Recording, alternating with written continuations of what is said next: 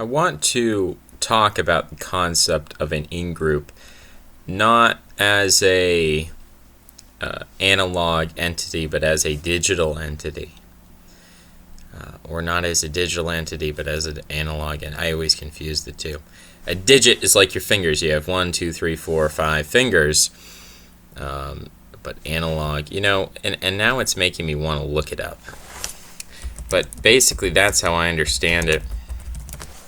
And I've got to fix the error now or I'll never. Digital signals have a finite set. Analog waves are smooth and continuous. So that answers that question. Boom. Great start here. But in-groups are analog. They're not digital. It's not that you're either in the in-group or you're not in the in-group, but there are degrees of belonging. So I want to start with some classifications that people usually consider to be in-groups. The first one would be Black Americans. So Black Americans are an in-group. Is that in dispute? Well, let's find out. Socioeconomically, Black Americans tend to be lower class or middle class. There are very few Black Americans who are in the upper class. Most of them are athletes, entertainers, comedians, TV show hosts, people like Steve Harvey.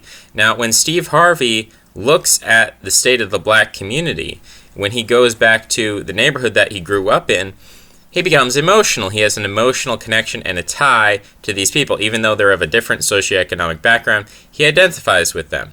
Now, besides the socioeconomic component, if you look at the biological component, black people, statistically in America, are about 75% of African origin, traceable to sub-Saharan African populations that originate in that region of the world. But then they've also got about 25% European heritage. And so they're distinct people from Africans in Africa. It's equivalent to about having one white grandparent. So Barack Obama is whiter than the average African American, but someone from Africa is blacker or more African than the average African American. So biologically, there's a variation there. And what is the mean? Well, sometimes you have people like Barack Obama, they say, well, he's a black man. Is he really black? We could look up some other, I'm thinking of someone, Travis Smiley. I don't even know what he looks like. I just remember that he's black. So Travis Smiley is a guy, and you can look at him and judge for yourself. What do you think his European admixture is? There's like all these people are accused of sexual assault. It's really weird. Anyway, I was thinking of this other black guy accused of sexual assault who is in politics. And you can just start taking a look at black people, and especially black people. Look at Travis Smiley when he stands next to other black people, and look at his skin tone. They call that light-skinned in the black community. Does that mean he's not black anymore? Is he still black if he's light-skinned? Well, again, that's one of the problems in the black community is they talk about constantly, especially among the quote-unquote woke blacks, is they'll talk about, are you really black, or are you like this frizzy-haired mulatto chick? Now, there was controversy, and there continues to be controversy, and there will probably continue to be controversy about the subject of like these trans racialists, people like Rachel Dolezal, who was of European origin, but she tanned her skin and made her hair frizzy, and she was basically accepted by the black community. I mean, she was an NAACP chapter leader, not just a member, I believe, but a leader in the black community.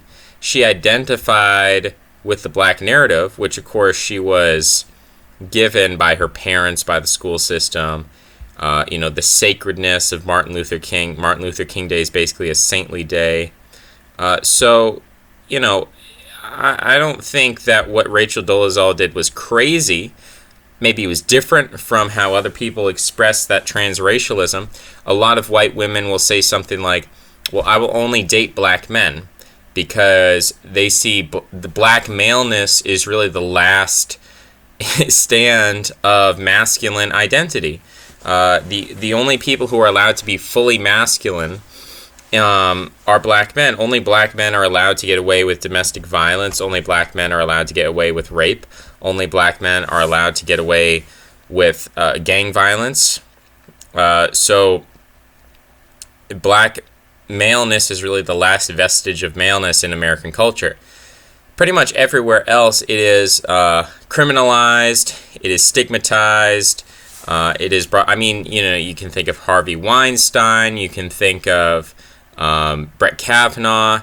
As far as Latinos, I mean, the thing about Latinos is they don't have the same kind of cultural representation in white America as blacks. I think there's also a biological component. Latinos also have a lot of European admixture. They also have a lot of Amerindian admixture. Amerindian peoples tend to be shorter. And so the average Latino is shorter, and we can look this up. What's average Latino height?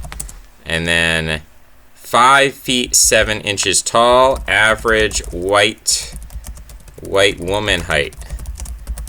How tall is the average white woman? Stabilized to about 5 feet 9 inches for men and 5 feet 4 inches. But that's just Americans. What's the average height for a Caucasian woman? Again, that's just saying weird. Anyway, so non-Hispanic white Americans, 5 feet 10 inches, I'm guessing, for men, 5 feet 5 inches for women, looks like it's saying. Let's try average black man height, or I'll just do something like that. Average African American male height.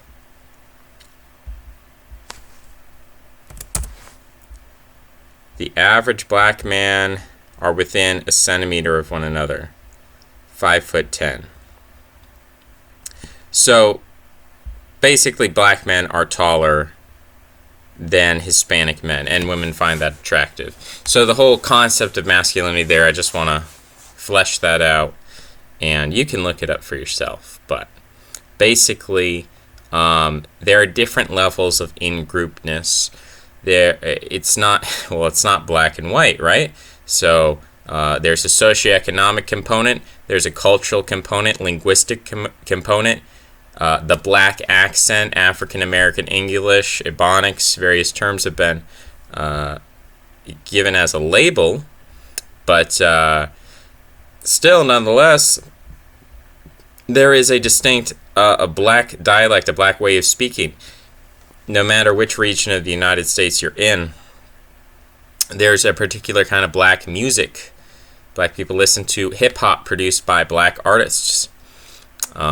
We can talk about, other black food, black culinary arts. So, black people, the last indices I want to use is politics. Black people will vote Democrat over 90% of the time. Black women actually vote Democrat like 99% of the time. Black men can be as low as 80% of the time. But black people overall, 90% homogeneity in politics. They might have different opinions about this or that or the other thing. At the end of the day, they're voting D, not R. So I would say black Americans are one of the biggest in-groups. They're also one of the most impoverished in-groups in America. They're people where basically the three elements of in-group, self-identification, group identification, and positive identification. Self-identification is I'm black, group identification, he's black, and positive identification, proud to be black. Those are the three necessary components to make an in-group. If you say something like, I'm dumb, they say, he's dumb, the third one doesn't follow, I'm proud to be dumb, right? So stupidity is not something that people effectively rally around. It's not an effective in-group. Now, there might be people who say, I have Down syndrome, he has Down syndrome, I'm proud to have Down syndrome. There can be a Down syndrome community, people who have Down syndrome, they have shared solidarity. That was the other component. Black Americans have a very similar, or they have a narrative about their history that we were all slaves at one point and now we're all free, and therefore we have unity through that historical experience. The next in-group I want to talk about in America is Jewish people. Jewish people, let's take it on a biological level. Jewish people, depending on your Ancestry.com results or whatever genetic testing service you're looking at, when you look at self-identified Jews, there's kind of a 20-80 ratio. Now, the 20-80 ratio is basically something where they say 80% of Jewish DNA is of European origin, 20% of non-European origin. Now, hold that thought, because when you have genetic research being done by Zionists to prove that they're the original people of the land of Israel, they'll say 80% of the patrilineal DNA of the Kohanim, that's the priest class, comes originally from the Middle East, and 20% comes from Europe. So again, I guess depending on the perspective or the bias, you either get people saying Jews are about 80% white, or you get people saying Jews are 20% white.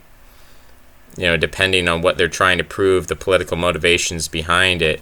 And there's all kinds of, you can take the matrilineal line, the patrilineal line, get different results. Really what matters kind of at the end of the day is the phenotypes and the behavior. So that's the real question. I'll leave that for another time, because I'm not comparing groups to groups, but I'm looking at the group within itself and its internal solidarity and cohesion. So if we talk about Jews in terms of, they have a culinary, there's Jewish food, there is Jewish religion and ethno-religion. That's something I forgot to talk about with blacks. Blacks are mostly mainstream Protestants, mainline Protestants. They have their own black churches, usually has Zion in the name. And so there is an effective black American ethno-religion. Not all blacks are a part of it, but there is an effective black ethno-religion. Jews have an ethno-religion. However, a lot of Jews are Buddhists. People say, I'm Jewish and a Buddhist, or I'm Jewish, but, we celebrate Christmas, or I'm Jewish, but I'm an atheist. And so there are a lot of people who identify as Jews in a positive way, but they're not part of the Jewish religion. And then, of course, you have many different splits within Jews, the Orthodox, conservative, Hasidim, there's various sects, various groups of Jews, various subsections of Jews.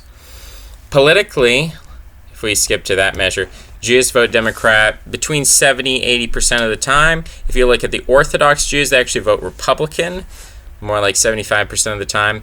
So Jews are not as politically homogeneous as black Americans.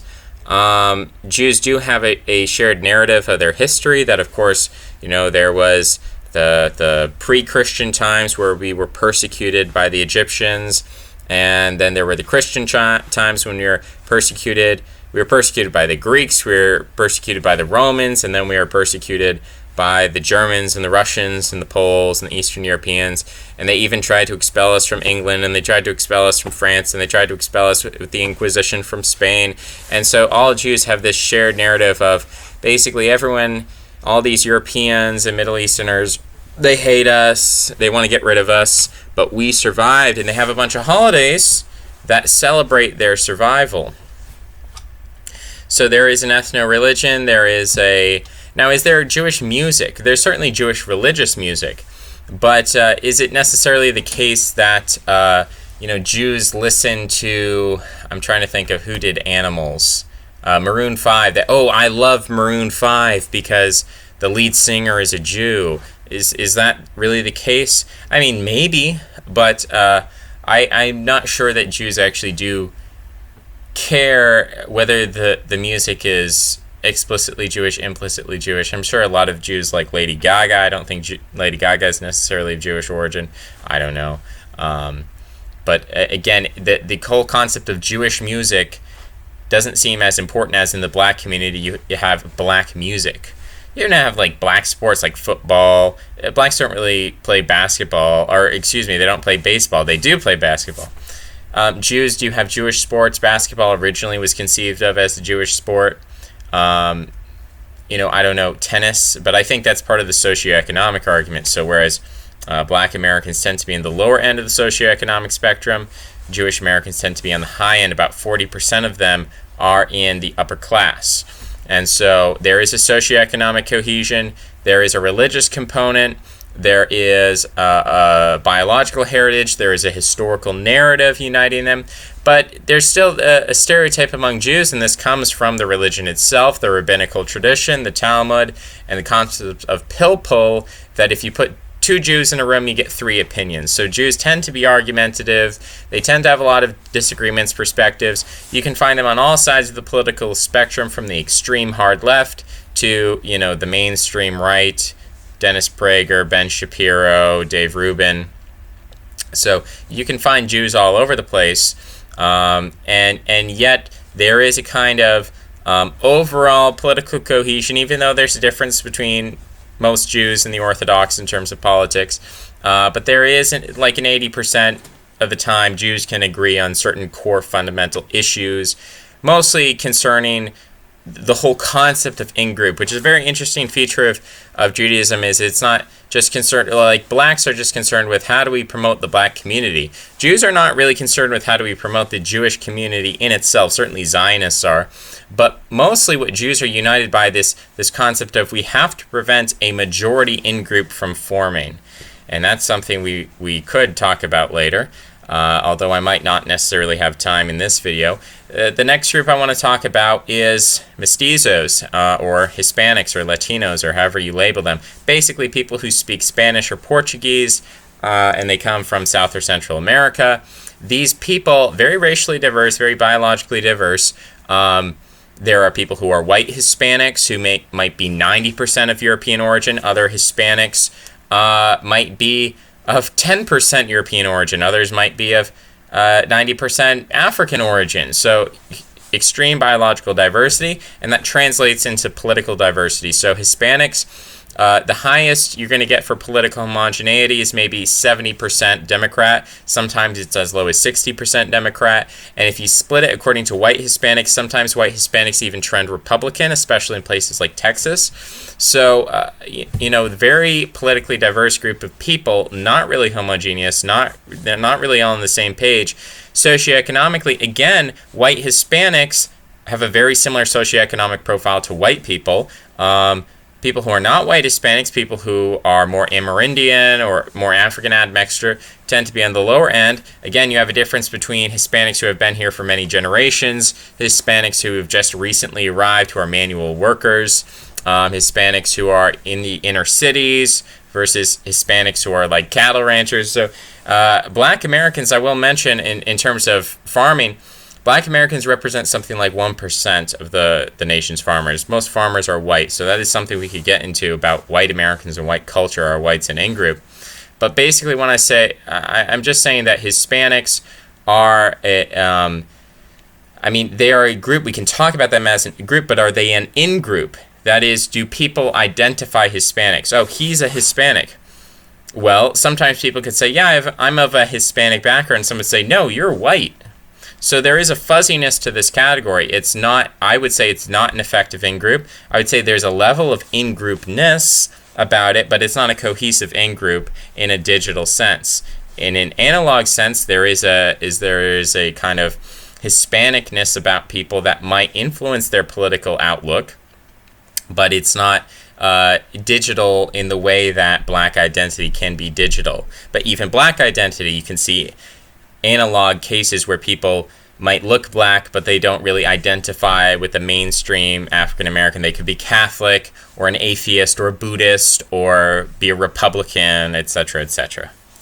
So then we come to Muslims. Muslims are an interesting case. If you look in Europe, Germany, for example, there are a lot of Turkish Muslims who don't get along with the Kurdish Muslims, or the Iranian Muslims, or the Pakistani, or the Iraqi, or the Afghani Muslims.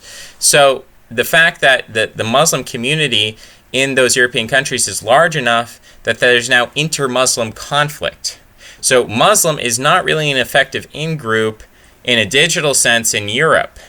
Although Muslims do tend to vote for the open borders parties because they want more Muslims, they are generally halal. There is a kind of pan-Muslim movement for the unity of all Sunni Muslims, although Shia Muslims are usually left out. Those are the Iranians mostly, and Syrians as well.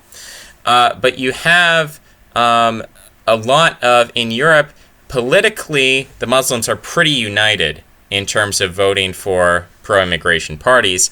But in terms of culture, language, shared history, shared narrative background, there is a lot of disparity. There is a lot of inter-Muslim conflict. Now, in America, where Muslims are a much smaller community, there's a lot more solidarity between Muslims because they're so much smaller. And so there's not really a lot of room to quibble and squabble. They're not forced together in, like, you know, the government housing that they have in Berlin, for example.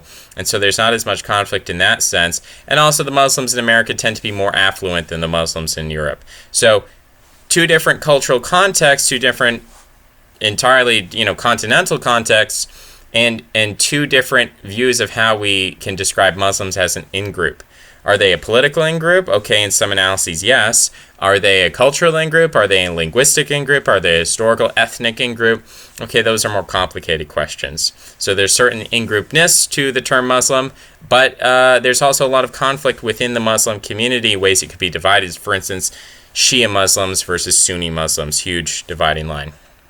Okay, now let's come to white people. I'm sure I could give you more examples. I could talk about Asians as an in-group. Are Asians an effective in-group? Okay, well, 60 to 70% of them vote Democrat, but then you break it down, Koreans versus Vietnamese versus, you know, Japanese, Chinese, whatever, and you can see all the differences. So is Asian an effective in-group? I would say no. Does it have a degree of in-group-ness? Sure. Or is there commonalities between all Asian groups that we can generalize, make heuristic? Sure, we can do that, especially for the purpose of politics and demography.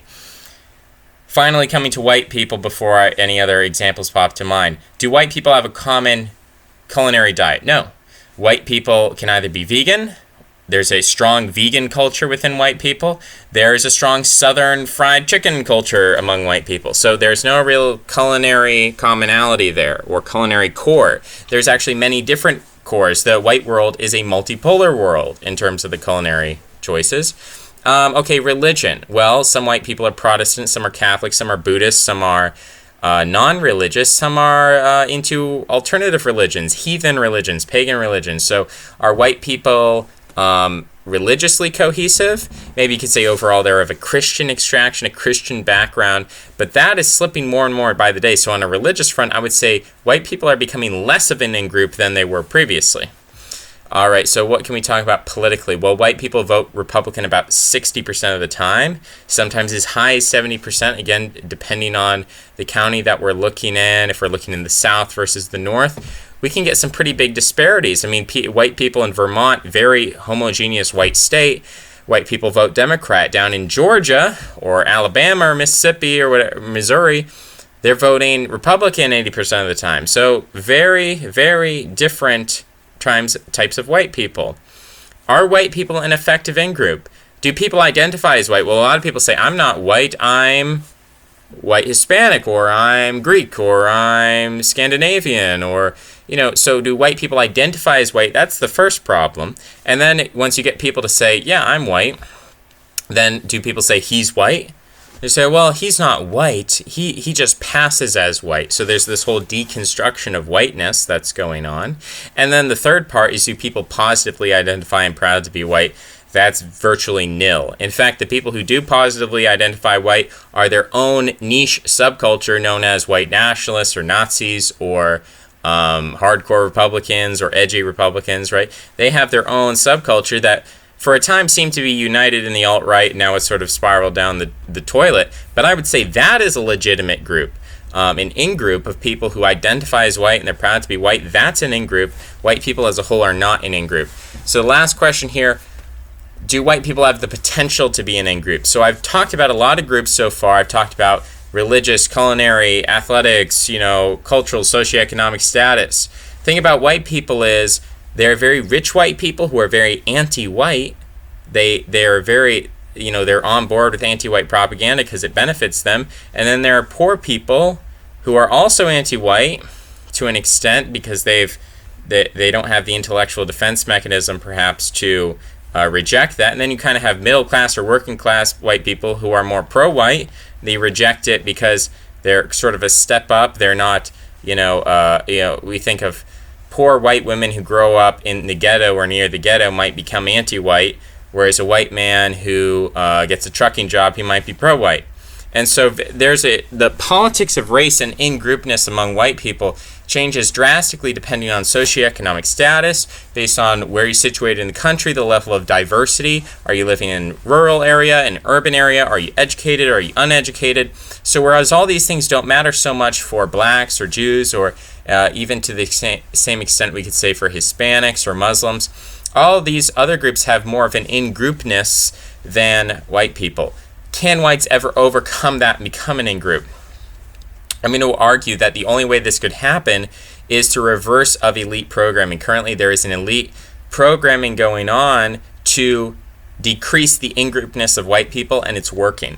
The only way to change this would be to replace that elite in-group, and the only way to do that would be to have a substitute elite in-group to replace it with. So if you just destroy the current elite in-group, some other elite, so let's say it's the Jews, if that's your conspiracy theory. Okay, so the Jews are in power. If all the Jews went back to Israel, then who would take over then?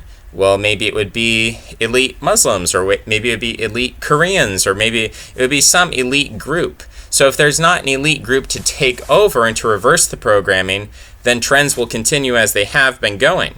So what I'm saying is you would need an elite group. And that group would be an in-group, but white people themselves are not an in-group, and they don't have the capacity to act as an in-group unless some other in-group came in and changed that situation. So I'll kind of leave it on an open-ended note, not going to pass my usual judgments here, but want to start that conversation to continue and pick up another time. Thanks for listening, and I'll see you next time. Bye-bye.